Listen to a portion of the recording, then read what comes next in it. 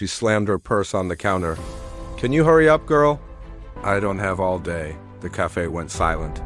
Everyone turned to look at her, a woman dressed in pearls, heels, and attitude. But what she didn't know was that the woman she just insulted wasn't a waitress at all. She was the owner, a self-made millionaire who built this restaurant from nothing.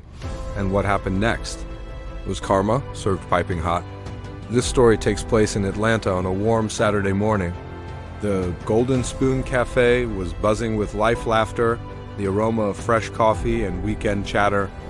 Behind the counter stood Amara Williams, a woman in her early 30s, looking calm, confident, and humble.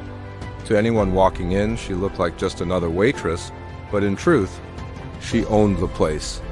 She never told customers who she was because she believed real leaders serve first and titles come later. Then the door chimed, and in walked Linda Hartley, a woman in her late 40s, dressed like money and walking like she owned the world. Amara greeted her with a warm smile.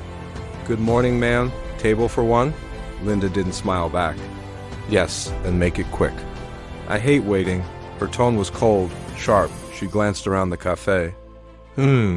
Cute place," she said, her voice dripping with condescension. "Didn't expect someone like you working here, though," Amara blinked. "Someone like me?" Linda smirked. "You know, you're kind. Anyway, bring me a cappuccino, almond milk, no sugar. And don't mess it up." The other customers exchanged uneasy glances. But Amara, ever the professional, simply said, "Of course, ma'am." Back at the counter, Amara's staff were fuming. Lena, her closest co-worker, whispered, "Boss, how can you let her talk to you like that?" Amara smiled gently. "Because you don't fight fire with fire. You fight it with grace." She made the cappuccino herself, perfect temperature, perfect foam. When she served it, Linda didn't even look up at her. She took one sip and spat it back into the cup. "This is cold. Are you serious? Do you even know how to make coffee?" Gasps filled the cafe, but Amara stayed calm. "I'm sorry you feel that way, ma'am." "I can replace it if you like?" Linda rolled her eyes. "Forget it. Just bring me my check." "This service is pathetic." As Amara walked away, her heart was steady, not angry, not sad, because she'd been here before. Years ago, she worked at a diner where she was ignored, underpaid, and once fired simply because a customer complained, not because she made a mistake, but because the customer didn't like her skin color. Amara had cried that night. But she also made herself a promise. One day she'd own a place where no one was ever treated that way. Years of struggle followed, long nights, working 3 jobs, saving every single dollar. And finally, her dream cafe was real, and now she was standing inside it, being insulted by someone who couldn't see past her color. Linda finished her food and waved her hand rudely. "Check, please." Amara brought it over with a kind smile. Linda glanced at the total. Not bad. "Maybe if your service was better, I'd tip." She took out her shiny gold credit card and tossed it across the table. "Here, try not to mess this up too." Amara picked it up, processed it quietly, and returned with an envelope alongside the receipt. "Here you go, ma'am." The owner likes to leave a personal note for special guests. Linda smirked. "Oh, really? Maybe your boss should train you better." She tore open the envelope. Inside was a small handwritten card. "Thank you for visiting my restaurant. Amara Williams, owner." Linda froze. Her smile vanished. She looked up slowly and saw Amara standing there, calm, confident, and radiant. You're the owner?" Amara nodded. "Yes, ma'am. I am." The entire cafe was watching. You could hear a pin drop. Linda's face turned bright red. She tried to laugh it off. I didn't mean to offend you. You know, sometimes words just," Amara gently interrupted her. "It's okay. I've heard worse. But I hope next time you'll remember that kindness is free." Linda opened her mouth to speak, but no words came out.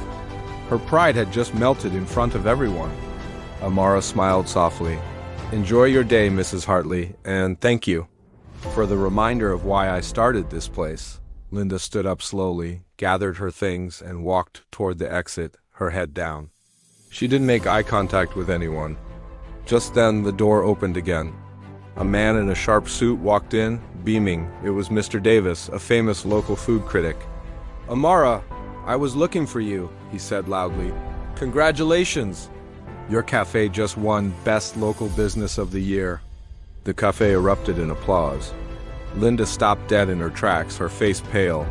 She had just insulted the very woman everyone else was now celebrating. Mr. Davis shook Amara's hand. You deserve it. Your kindness, your food, your leadership, everything about this place shines, Linda whispered from the doorway. Congratulations, Ms. Williams. You've built something amazing, Amara smiled softly. Thank you. I believe respect tastes better than revenge.